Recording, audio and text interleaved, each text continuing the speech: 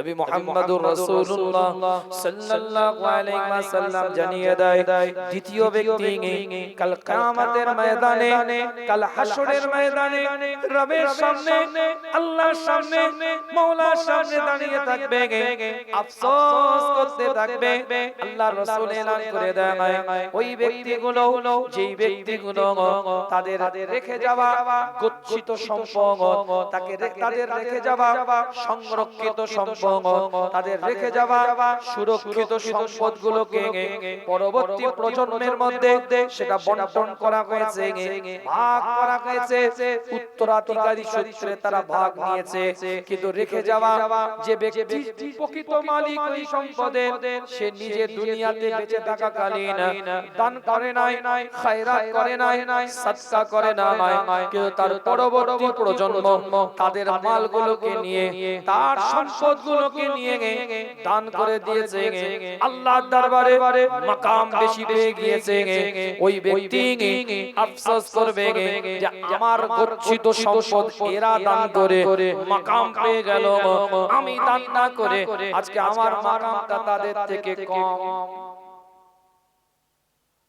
কথাটা বুঝতে পারছেন গায়ে গতরে খেটে ধরেন আমি একটা সম্পদ রেখে গেল কষ্ট মেহনত করে আমার ছেলে ওই সম্পদটা বন্টনে সে ভাগ পেয়ে গেল ওয়ারিসের সূত্রে উত্তরাধিকারী সূত্রে আমার রেখে যাওয়া গচ্ছিত সম্পদ আমার রেখে যাওয়া সংরক্ষিত সম্পদ আমার পরিশ্রমের যে সম্পদটা তারা দান করে দিল সওয়াব পেয়ে গেল মালিক তো তারা পরবর্তীতে হয়ে গেল সওয়াব পেয়ে গেল এখন আমি যে রেখে গেছি দুনিয়াতে থাকাকালীন আমি তো দান করিনি আমি আফসোস করব যে কি ব্যাপার আমি তো দিলে আমি সওয়াব পেতাম আমারই জিনিস এরা দান করে হিট হয়ে গেল আমার কথাটা কিছু বুঝতে পারছেন আমার জিনিস এরা দিয়ে র‍্যাঙ্ক পেয়ে গেল আফসোস করবে রাসূলুল্লাহ সাল্লাল্লাহু আলাইহি ওয়াসাল্লাম জানিয়ে দেয় আল্লাহ নবী মুহাম্মদুর রাসূলুল্লাহ সাল্লাল্লাহু আলাইহি ওয়াসাল্লাম এলান করে দেয় তৃতীয় নাম্বার যে পয়েন্টটা বলার জন্য এই হাদিসটাকে এত দূর থেকে টেনে নিয়ে এসেছি আপনাদের খিদমতে রাসূলুল্লাহ সাল্লাল্লাহু আলাইহি ওয়াসাল্লাম জানিয়ে দেয় কাল কিয়ামতের ময়দানে কাল হাসরের ময়দানে রবের দরবারে তৃতীয় ব্যক্তি আল্লাহর কাছে আফসোস করতে থাকবে খোদার কাছে আফসোস করতে থাকবে হে রব্বানা হে মাওলা হে পরওয়ারদিগার বেনিয়াজ খোদার কাছে আফসোস করতে থাকবে দুনিয়াতে ইলম অর্জন করেছে বড় আলিম ছিল দুনিয়াতে ইলম অর্জন করেছে বড় আলিম ছিল এই ইলমের দ্বারা নিজের ইলমের দ্বারা নিজের কোনো রকম উপকার পায় নাই নিজের ইলমের দ্বারা নিজে কোনো কিছু উপকৃত হয় নাই নিজের ইলমের দ্বারা নিজে উপকার পায় না কিন্তু ওই ইলমটা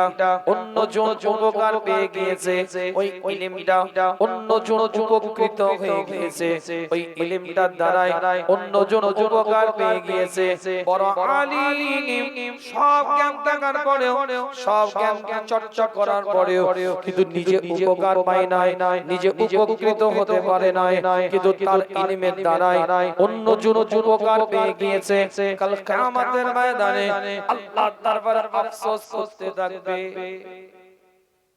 কেমন বুঝতে পেরেছেন আমি নামাজের ফজিলত জানি নামাজ পড়লে আল্লাহ কি নিয়ামত দিবে নামাজ না পড়লে কি শাস্তি আমি পাবো দুটোই আমি জানি কিন্তু আমি নামাজ পড়ি না কিন্তু আমি নামাজের ফজিলতের কথা বলেছি মানুষ উদ্বুদ্ধ হয়েছে নামাজ না পড়ার কারণে শাস্তির কথা বলেছি মানুষ ভয়ে মসজিদে গিয়েছে কিন্তু আমি জানার পরেও আমি মসজিদে যাই নাই তাহলে আমি আলিম আমি জাননেওয়ালা আমি আলিম কিন্তু আমি জেনে আমার ইলমে আমি উপকৃত হতে পারলাম না যেহেতু আমি আমালি জিন্দেগি তৈরি করতে পারি নাই কিন্তু আমার ইলমের দ্বারা আপনি জানলেন আপনি শুনলেন আপনি জীবন তৈরি করে ফেললেন তাহলে আমলের জিন্দেগি আপনার সুন্দর তৈরি হয়ে গেল অর্থাৎ আমার ইলমের দ্বারা আপনি উপকার পেয়ে গেলেন, কাল কিয়ামতের ময়দানে আমার থেকেও বেশি আমল নিয়ে আপনি দাঁড়িয়ে থাকবেন। আমি সেদিন আল্লাহর কাছে আফসোস করতে থাকব, আমি আল্লাহ সব জানার পরেও আমি তো আমল করিনি। কি কথাটা বুঝাতে পারলাম না এখনো? আজকে যে হুজুর কেবলা সাবরেসানি শুধু নিজে আমল করার শিক্ষা দিয়েছে এটা নয়, আগে নিজে আমল করে উপলব্ধি করেছে। আল্লাহ হযরত হুজুর কেবলাদের কাছে গিয়ে সান্নিধ্য অর্জন করেছে, নিজে আমালি জিন্দেগি তৈরি করেছে, সান্নিধ্য লাভ করেছে, পীর মাশায়েখের সোহবতে গেছে। যে কথাটা আগে থেকে চ্যানেলে বললাম, ধারাবাহিকভাবে চিশতিয়া, কাদেরিয়া, নকশবন্দিয়া, মুজাদ্দিদিয়া তরিকাতের আমল করেছে, ভালো যোগ্য ব্যক্তির কাছে সান্নিধ্যে গিয়ে তারপরে মানুষকে সেই শিক্ষাটা দিয়েছে। মাকাম আল্লাহ তার কাছ থেকে শিক্ষা নিয়ে যাদের দিবে, নিয়ামত দিবে, তিনি নিজে শিক্ষা নেওয়ার কারণে আল্লাহ তাআলাকেও মাকাম দান করে দিবে। আমার মত নয় যে শুধুমাত্র দুটো হাদিস মুখস্থ করে একটু বলে দিলাম বাস, নিজের কোনো আমালি জিন্দেগি নাই। না, এনারা তৈরি হয়েছে, জীবন তৈরি করেছে, শরীয়তের সান্নিধ্য লাভ করেছে। আল্লাহ নবী মুহাম্মদুর রাসূলুল্লাহ সাল্লাল্লাহু আলাইহি ওয়াসাল্লামের দরবারে একজন সাহাবা এসে বলতে থাকে, হুজুর আমার সন্তানটা মিষ্টি খায়, আপনি একটু মিষ্টি খেতে নিষেধ করে দিন, খুব মিষ্টি সে খায়, হুজুর আপনি একটু মিষ্টি খেতে তাকে নিষেধ করে দিন। রাসূলুল্লাহ সাল্লাল্লাহু আলাইহি ওয়াসাল্লাম কি বলে, হুজুর মিষ্টি বেশি কেনার অর্থ তো আমার নাই, কিন্তু সন্তান বেশি বেশি মিষ্টি খেতে চায়, হুজুর আপনি নিষেধ করে দিন। আল্লাহ নবী ওই সাহাবাকে বললেন, এক সপ্তাহ পরে আসো, আমি তোমার সন্তানের সাথে কথা বলবো, এক সপ্তাহ পরে আসবে, আমি তোমার সন্তানের সাথে আলোচনা করব। আল্লাহ নবী মুহাম্মদুর রাসূলুল্লাহ সাল্লাল্লাহু আলাইহি ওয়াসাল্লামের বারগাহে এক সপ্তাহ পরে ওই সাহাবায়ে کرام হুজুর সন্তানকে নিয়ে এসেছে। আল্লাহ নবী আল্লাহ রাসূল সন্তানটার দিকে তাকিয়ে বলে, এই তুমি মিষ্টি খাবে না, মিষ্টিটা খাওয়া তুমি ছেড়ে দাও, তোমার আব্বা তোমার পরিবার তোমাকে মিষ্টি খাওয়ার অর্থ এত যোগান দিতে পারবে না, তুমি মিষ্টিটা খাওয়া ছেড়ে দাও। সাহাবায়ে کرام হুজুর বলে, ইয়া রাসূলুল্লাহ, ইয়া হাবিবাল্লাহ, হুজুর বিয়াদবি ক্ষমা করবেন, এই কথা তো আপনি এক সপ্তাহ আগে যখন প্রথম এসেছিলাম সেই দিনেই তো আপনি বলতে পারতেন, আজ কেন এক সপ্তাহ টাইম নিয়ে কথাটা বললেন?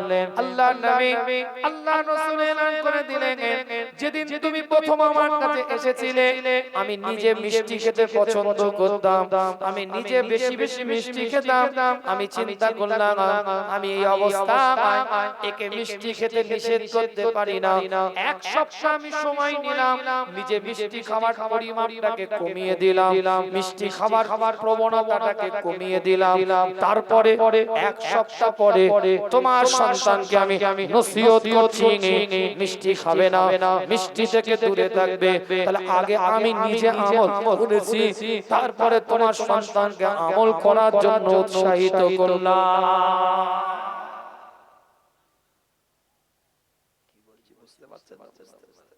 এটা দিন, এটা ইসলাম, এটাই শরিয়া।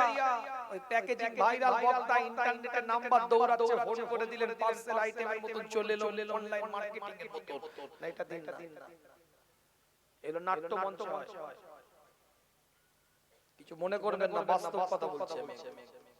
ইন্টারনেট, ইউটিউব, সোশ্যাল মিডিয়া, ফেসবুকে ভাইরাল বক্তা, 2.5 মিনিটের বক্তব্য ভাইরাল হয়ে গেছে, নাম্বার পেয়ে গেছে, দাওয়াত করে দিলেন, গজল ভালো, সুর ভালো, টান ভালো, কাঁপিয়ে দিচ্ছে, লড়িয়ে দিচ্ছে, হিলিয়ে দিচ্ছে, চলে আসছে অনলাইন মার্কেটিং এর মতো কলিং বেল আপনার বাড়িতে। বেকা টেরা লম্বা বেটে সোজা কি কেমন কোনো যাচাই বাছাই করলেন না, শুধু চেহারাটা দেখে আওয়াজ 2.5 মিনিট 3 মিনিট শুনে দাওয়াত করে নিয়ে চলে আসছেন। না না না না, আমিও ডেলিভারি দিয়ে চলে গেলাম, আমি বক্তা, অত সহজ নয়, তাই তো আমলি জিন্দেগি নাই। জলসা জলসা হচ্ছে না বলেন, বুকে হাত দিয়ে বলেন আপনার পরে সাধু আপদায় কত ধরছে। এই সাধু আপদা থেকে 3টে প্রোগ্রাম আমার কাছে গেছে, আমার কাছে একটা মনে হয় সামনে বছরের জন্য নিতে পেরেছি। কত জলসা আপনার গ্রামে ছিল, নিটফল রেজাল্ট কোথায়? আর রেজাল্ট আসছে না কেন? শিক্ষক যদি ভালো না হয় ছাত্র তৈরি হবে কি করে? পরিষ্কার যারা ভালো শিক্ষক তারা আস্তে আস্তে চলে যাচ্ছে, জানা সামনে সাজিদ আজকে এসেছে। এই সমস্ত ব্যক্তিত্বগুলো আস্তে আস্তে আমাদের কাছ থেকে চলে যাচ্ছে। এসব আমরা বলে আপনার দুধের সাথে বলে মিলাতে বাধ্য, পরিষ্কার কথা বলতে। যোগ্য ব্যক্তিত্বগুলো আস্তে আস্তে কবরের হায়াতে চলে গেছে। সুম্মা ইউমিতুকুম সুম্মা ইউহীকুম সুম্মা ইলাইহি তুরজাউন, চলে যাচ্ছে। তাদের সান্নিধ্য লাভ যারা করেছে আল্লাহ মাকাম তাদেরকে দিয়েছে, কারণ তারা কোনো আমল নিজে না করে বলতেন, এটাই তো সবচেয়ে বড়। লিমা তাকুলুনা মা লা তাফআলুন কাবরা মাকতান ইনদাল্লাহ আন তাকুলুনা মা লা তাফআলুন। বিরাট আল্লাহ নবী মুহাম্মদুর রাসূলুল্লাহ সাল্লাল্লাহু আলাইহি ওয়াসাল্লাম জানিয়ে দেয়, এই ঈমানদারেরা তোমরা যেটা নিজেরা করতে পারো না সেটা অপরকে আদেশ দিও না, সেটা অপরকে তোমরা বলো না, সেটা অপরকে তোমরা জানিও না। আল্লাহর কাছে সবথেকে নিকৃষ্ট বিষয় যেটা নিজেদের দ্বারা সম্ভবপর হয় না সেটা অপরকে নির্দেশ দেওয়া, অপরকে আদেশ দেওয়া। আজ আমাদের এই জায়গা থেকে জীবনটাকে তৈরি করতে হবে। তাহলে শিক্ষককে চয়েস করতে হবে আপনাকে আমাকে, কে আমাকে গাইড করবে, কে আমাকে রাস্তা দেখাবে, কে আমাকে পথ দেখাবে, কে আমাকে শরীয়তটাকে চেনাবে, কে আমাকে দ্বীনটাকে বোঝাবে, কে কোরআনের আইনগুলোকে আমাকে পুঙ্খানুপুঙ্খানুভাবে জানিয়ে দিবে। এই ব্যক্তির সান্নিধ্যে যাওয়ার আগে তাকে জানতে হবে, তাকে বুঝতে হবে, তার সম্পর্কে জানার পরে তারপরে তার সান্নিধ্যে যে তার বক্তব্য, তার মন্তব্য, তার আলোচনাটাকে শুনে জীবনটাকে শরীয়ত মতন আপনাকে আমাকে গড়ে নিতে হবে। পুরুষোত্তমপুরে বাইক নিয়ে দাঁড়িয়ে আছে, সাধু আপদায় আমাকে নিয়ে আসবে। যে ব্যক্তি বাইক নিয়ে গেছে সে এলাকায় নতুন এসেছে, বন্ধুর বাড়িতে জলসা দেয়, তাকে পাঠিয়ে দিয়েছে যা পুরুষোত্তমপুরের মধ্যে থেকে নিয়ে আয়। হুজুরের সাদা রঙের একটা গাড়ি আছে, ও বেচারা কি করবে, কোন রকমে হেঁটে হেঁটে রাস্তা গিয়ে ওখানে দাঁড়িয়ে আছে। বলে হুজুর চলেন। যাওয়ার পথে আসতে গিয়ে বন্ধুর বাড়ির জলসা, বাইকের চাবি দিয়ে আপনি তাকে পাঠিয়ে দিয়েছেন। সে তো নিজেই সাধু আপদার গ্রামের রাস্তাটা চিনে না, যে পূর্ব চিলকার রোড দিয়ে সাধু আপদায় যেতে হবে। তাহলে সে আমাকে কি করে আপনার জলসায় নিয়ে আসবে? যে চিনে তাকে পাঠা।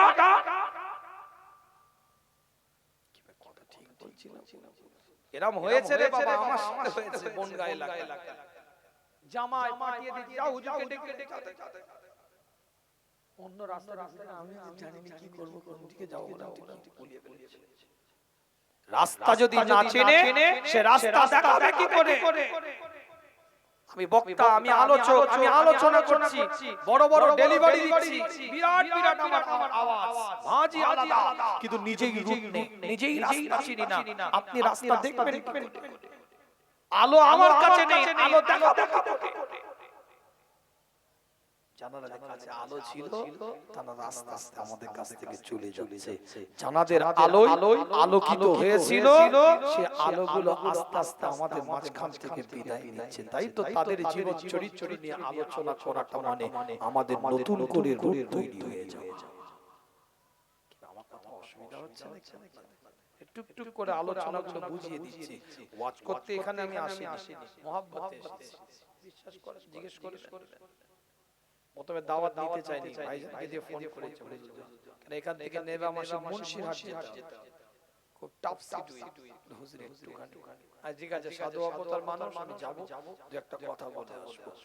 আজকে হুজুরের এই প্রতাপপুর দরবারে হুজুরের মাহফিল, তো এখানে তো ওয়াজ নসিহতের বিষয় নয়, তার জীবন চরিত্রটাকে নিয়ে একটু কথা বলা, আপনাদের মধ্যে উদ্বুদ্ধ তৈরি করা, আপনাদেরকে তৈরি করা যে আমাদেরকে ওই রাস্তা পথিক হতে হবে, ওই রাস্তায় চলতে হবে, এইভাবে জীবন তৈরি করতে হবে। এটাই তো মাহফিল নাকি? কথা ঠিক বলছি? কিতাবটা খুলে দেখেন, বনওয়াটি আলোচনা আপনাদের খিদমতে নয়, দলিল কেন্দ্রিক দুটো কথা আপনাদের খিদমতে বলে যায়। হযরত ওমর ইবনে খাত্তাব রাদিয়াল্লাহু তাআলা আনহু নিজের সন্তানের সাথে আলোচনা করছে, কথাবার্তা বলছে। উমর ইবনে খাত্তাব রাদিয়াল্লাহু তাআলা আনহু কোরআনের দাওয়াত দিচ্ছে, শরীয়তের দাওয়াতটা দিচ্ছে, ইসলামের দাওয়াতটা দেয়।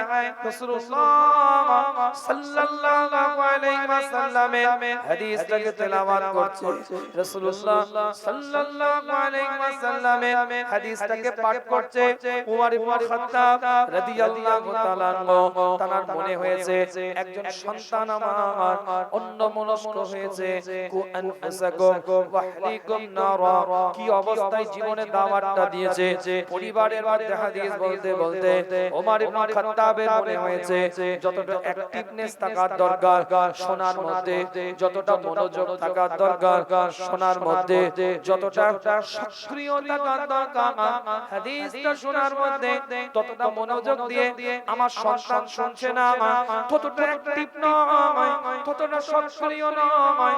উমর ইবনে খাত্তাব রাদিয়াল্লাহু তাআলা আনহু উলাঙ্গার তলোয়ারটা বের করে সন্তানের দিকে তাকিয়ে বলে, যা বেরিয়ে যাও, ঘর থেকে তুই চলে যাও।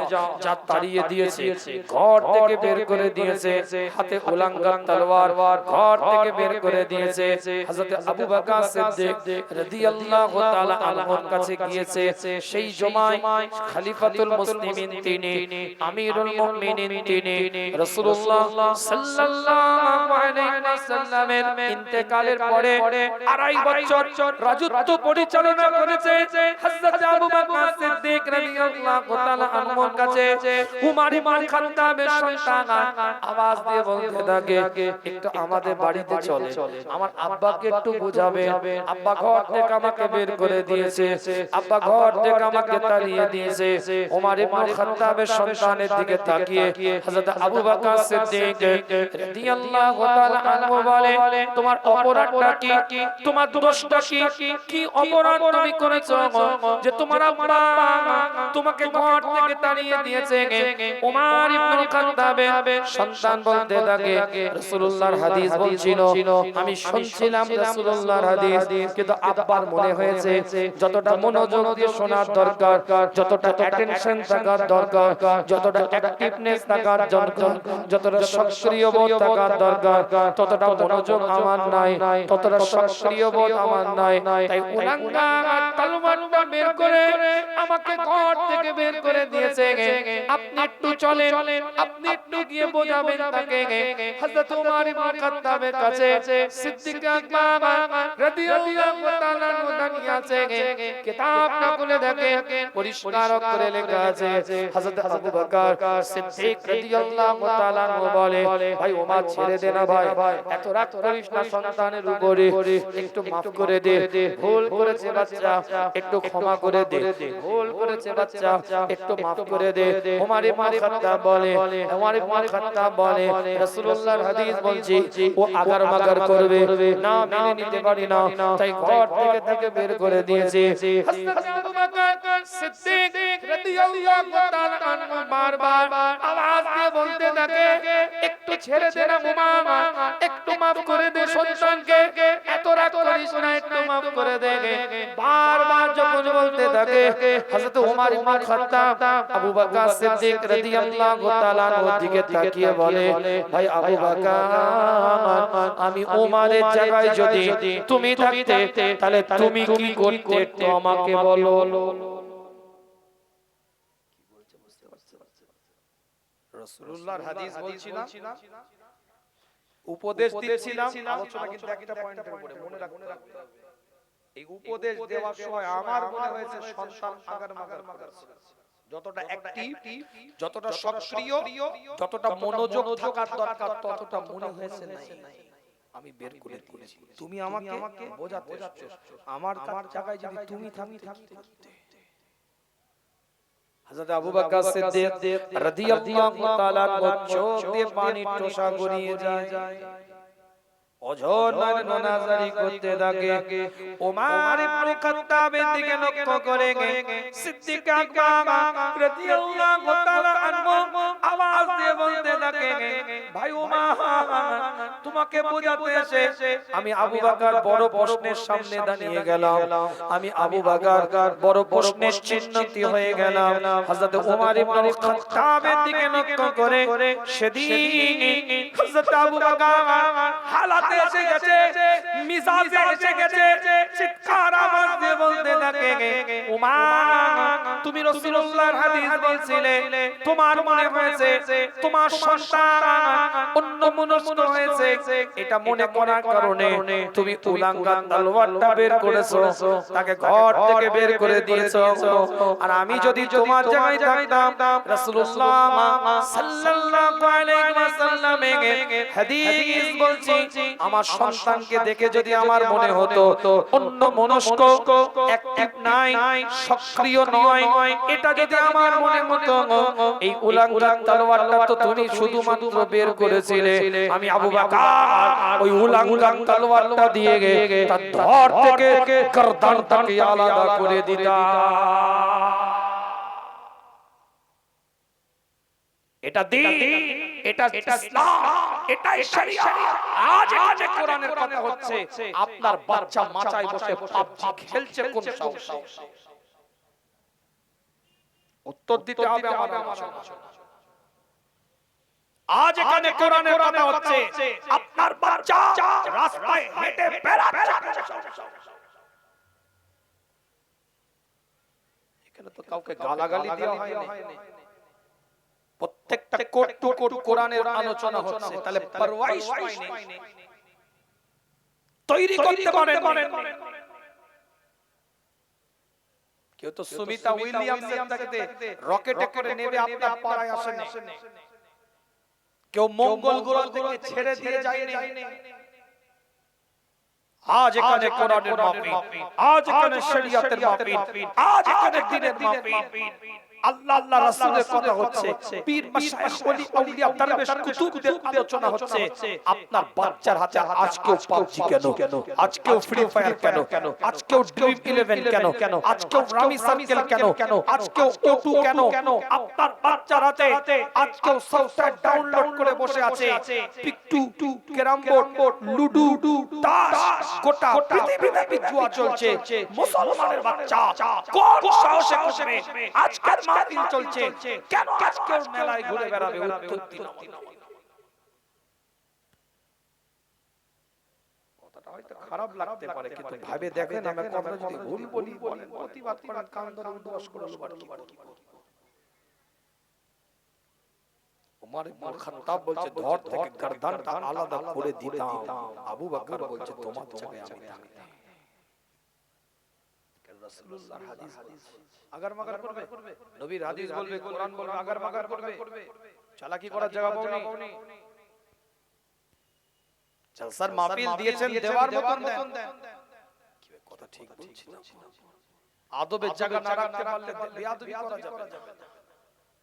এই গ্রামে একটাও যদি ওয়াজের মাহফিল না হয়, চ্যালেঞ্জ করছি আপনার পীরের আওলাদ, এর জন্য কেউ গুনাহগার হবে না, কেউ গুনাহগার হবে না। অন রেকর্ড বলে গেল, কোন সাধু আপতায় যদি একটা দিনের জন্য বছরে কোনো ওয়াজ মাহফিল না হয়, কেউ গুনাহগার হবে না। কিন্তু এই ওয়াজের মাহফিলটা বানিয়ে যদি এর পরিবেশটাকে অক্ষুণ্ণ রাখতে না পারেন, এর আদাবের জায়গাটা যদি পরিবেশ ঠিক না রাখতে পারেন, প্রত্যেকই গুনাহগার হতে হবে। আমি বক্তা সহ রাগ করবেন না, ভেবে দেখেন আমার কথাটা যদি ভুল বলে থাকি, হাত জোর করে বলি, এতে যদি খুশি না হন, আপনাদের পায়ে ধরে বলছি, আপনাদের পীরের আওলাদ জীবন তৈরি করে। যে সমস্ত মানুষদের মাহফিলগুলো করেছি, এগুলো তো মানুষগুলো তো জীবন তৈরি করা, ইতিহাস তৈরি করে গেছে। কথা ঠিক বলছি না? তাদের সান্নিধ্যে যে তাদের মাহফিলগুলোই বসে তাদের সম্পর্কে আলোচনা শুনে যদি জীবনে এখন না তৈরি করতে পারি, দুর্ভাগ্য ছাড়া হতে পারে।